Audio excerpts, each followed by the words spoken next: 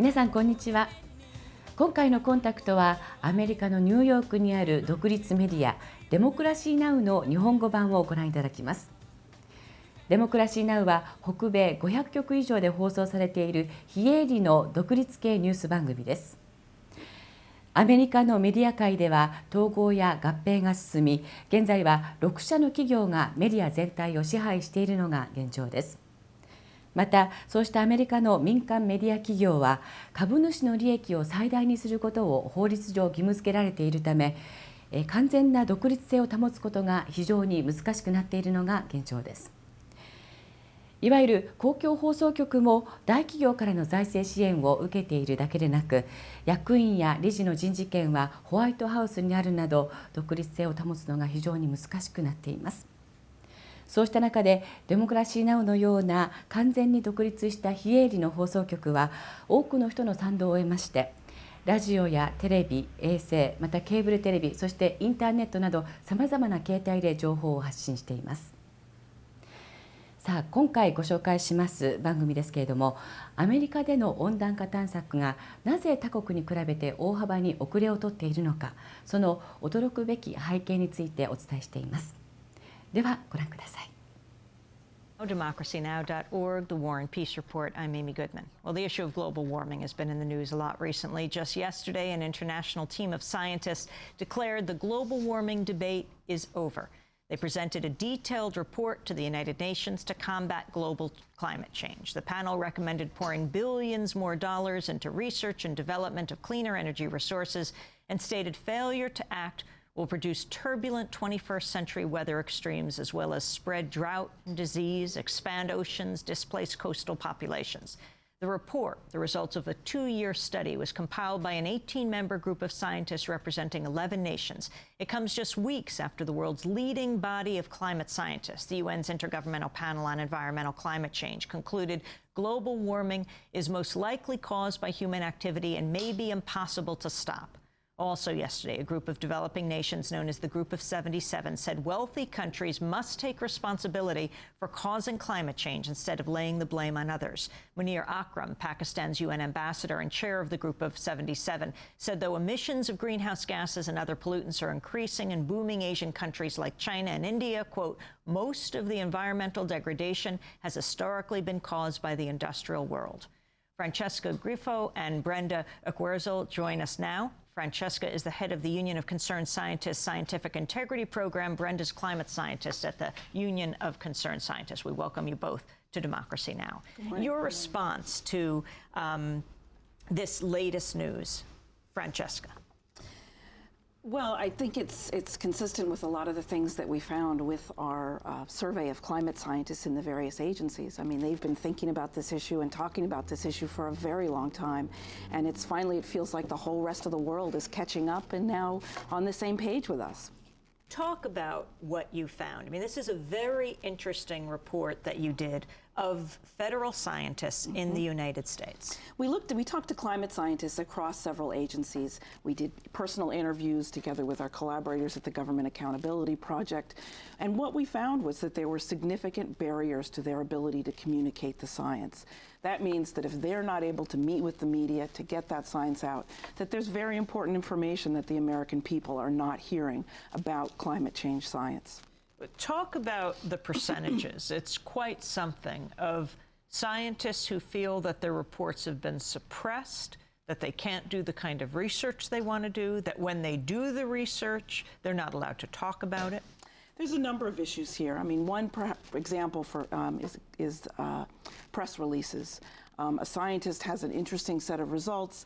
They want to put that into a press release. They want to share that information, and they're delayed. It takes a long time to get that out. Or the title of the press release is dramatically changed to make it something that isn't interesting and exciting to the public, and obviously it doesn't get covered. But what we found overall is that large numbers of scientists, 43% of those that we surveyed, for example, came back and said, you know, I'm being asked to change my research. I'm being asked to do things like eliminate climate change and global warming, those words. I'm having trouble getting this stuff into peer-reviewed journals. I'm having trouble getting the word out. And who's doing it? Well, I think it's hard to say exactly who's doing it because we're not there, but we do have documents that we were able to obtain through Freedom of Information Act requests. And what's happening are the public affairs officers are actually interfering. In one case, in order to not have a scientist do an interview alone, a public affairs officer flew from Washington all the way to Hawaii to be there at the interview to hear what was being said. And the other thing they do is ahead of these interviews, scientists have to turn in questions that, are going to be asked and what their answers are going to be. And of course, these are used to determine whether or not they're allowed to do the interview. Words like global warming vacuumed off of websites?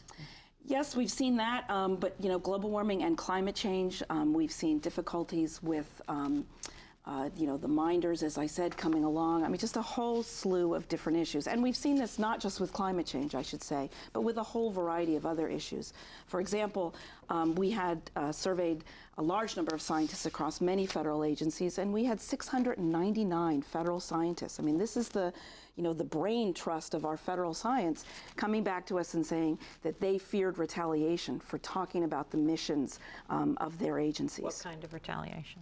Well, it comes in very different forms. I mean, it comes in not being allowed to go to conferences, not being allowed to publish, being told not to say certain things. I mean, a whole variety of things.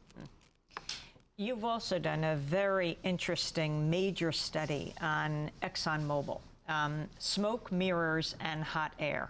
How ExxonMobil uses big tobacco's tactics to manufacture uncertainty on climate science. Brenda Equerzo, can you talk about this? Yes, this report shined the spotlight on the very few that would intentionally misrepresent the good science that our federal scientists are doing, international researchers around the world on global warming, and combined with perhaps muzzling some of the ability of our federal scientists to talk to the public, this left the public understandably confused for years about global warming. So this report gathered information that was known, but shed a very bright spotlight on those so that the world could know that this is happening in the United States. In particular, and many people around the world are wondering, why does the United States perhaps not act as one of the largest emitters of heat trapping emissions? Why are we not acting to solve this problem? And once people understand that the public has been left confused and kept from the very good science that is out there, that makes sense. And so now that is starting to shed away, and legislatures, state legislatures are starting to enact global warming solutions around the nation as the information comes out. Talk about the power of ExxonMobil. This isn't just any company, the largest publicly traded company in the world, one of the most powerful corporations in the world. How exactly does it infiltrate scientific circles and prevent information from getting out? Well, what we have is a money trail that we can see that there are money being sent to organizations, that those organizations hire people who we see in front of the media intentionally misrepresenting the science, cherry-picking data, and so on. And so we know that ExxonMobil in the past has contributed money to these organizations who have well-known spokespeople who misrepresent the science. Like? Now, when you think about ExxonMobil's profits, we're talking just a day of profit in 1 year. It's not much money for them to do this little sideshow of misrepresentation. They also spend a lot of money in good science at Stanford, at MIT, at other places around the world where they do promote that we are trying to look for ways to capture and sequester carbon dioxide. But I think people might not have been aware of that very small trickle of money that had a very big impact, because the media is a very, that's what most people perhaps get their information from. Can you talk about the organizations that they support, the think tanks that put out reports that people don't realize where the money is coming from, so they think of them as independent organizations putting out that information, and the spokespeople that perhaps should be identified ultimately as speaking for or funded by ExxonMobil? That's right. In the larger organizations, you cannot draw it directly from the money that goes into that organization to that particular spokesperson. That gets blurry. But there are some institutes out there that really, literally, it's $50,000 to a spokesperson who's working out of his basement, and ExxonMobil is the single funder.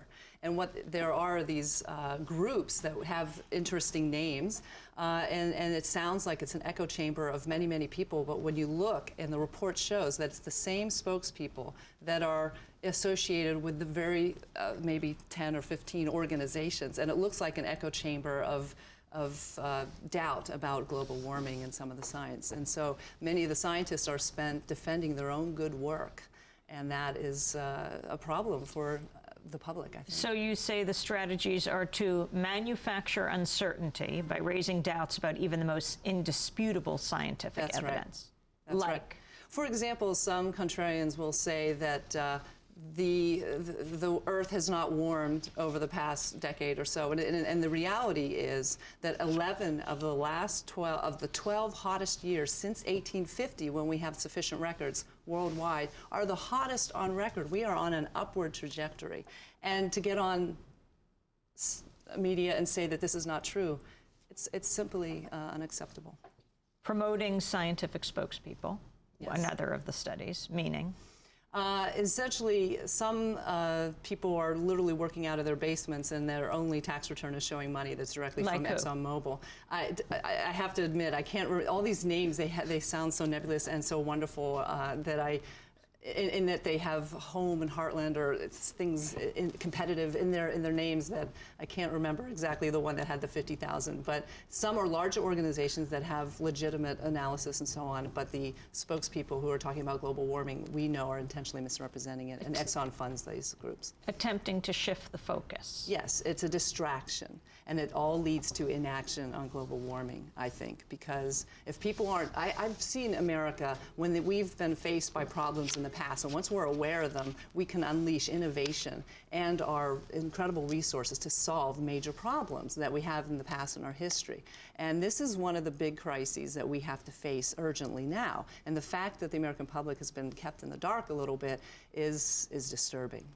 I wanted to ask you about the latest headline. The governors of Arizona, California, yes. New Mexico, Oregon, and Washington agreeing to work together to reduce greenhouse gases. How will they do this? It's similar to what the Northeast states started leading the way. The 10 Northeast states and Mid-Atlantic states it's a regional cap and trade program where you look at ways to say, as a state or a region, we do not want to emit global warming pollution above a certain level. And this was, and we can trade among each other. This was successfully used to solve the acid rain problem in the past. And that was a very successful program that cost much less than the initial designers thought. And it's an American idea, cap and trade, and international associations, international governments are following this to solve global warming.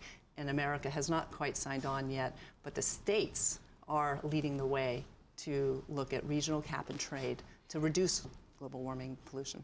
Brenda Equerzol, the Oscars. Vice President Gore didn't exactly win the Oscar, but it's based on his speech, An Inconvenient Truth. That won the Oscar. Do you feel that there is a turning point right now, or do you feel there'll be a huge backlash from these powerful corporations? Oh, to me. Sorry.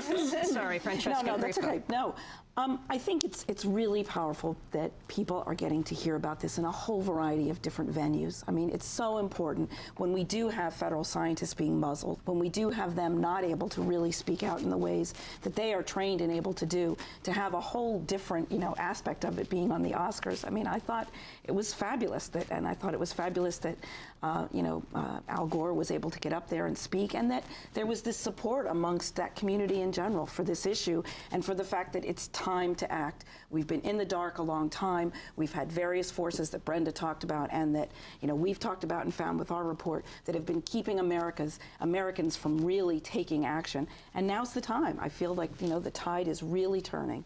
What do you think is the most important single thing that could happen right now in this last 10 seconds? What do you feel has to be done, Brenda? I think that the states are acting because there's an absence of national leadership. And I think even in the new Congress? I think the new Congress is starting to take meaningful action looking at bills, and the question remains whether the executive branch will sign on to these bills that are being considered in Congress, which are very bold and will help solve global warming problem. So we need national leadership as well as state and congressional action. I want to thank you both very much for being with us. Francesca Grifo is head of the Union of Concerned Scientists Scientific Integrity Program. Brenda Equerzol is climate scientist at the Union of Concerned Scientists. And that does it for our broadcast, Democracy Now! Produced By Mike Burke, Shuf of Dokudish, John Hamilton, Elizabeth Press, Ruba Richard, Armate, Jen Ute, Sanarada Bagwati, and Megan Whitney, Mike DeFilippo, Nick Marsilio, Miguel Noguera, our engineers, our website, democracynow.org. I'm Amy Goodman. Thanks so much for joining us.